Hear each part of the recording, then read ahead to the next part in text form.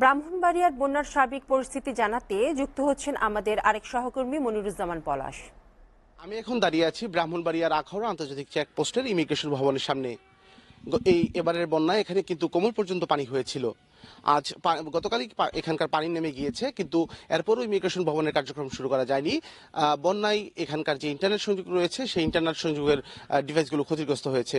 সংশ্লিষ্ট কর্মকর্তারা জানিয়েছেন আগামীকাল ঢাকা থেকে কারিগরি টিম আসবেন এবং তারা আসার পর আগামীকাল দুপুরের পর এইখানে চেকপোস্ট দিয়ে যাত্রী পারাপার শুরু হতে পারে।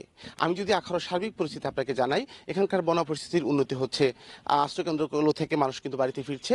এখন পর্যন্ত 11টি আশ্রয়কেন্দ্রে মাত্র 100 জন লোক অবস্থান করছেন।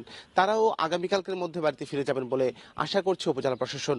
আমি যদি কসবার বন্যা পরিস্থিতির তথ্য আপনাকে জানাই, কসবার 26টি গ্রাম প্লাবিত হয়েছিল, সেখানেও উপজেলা প্রশাসনের তথ্য অনুযায়ী বন্যা পরিস্থিতির উন্নতি হচ্ছে। উপজেলা প্রশাসন আশা করছে আগামীকালকের মধ্যে এই বন্যার পরিস্থিতি একদম স্বাভাবিক হয়ে যেতে পারে।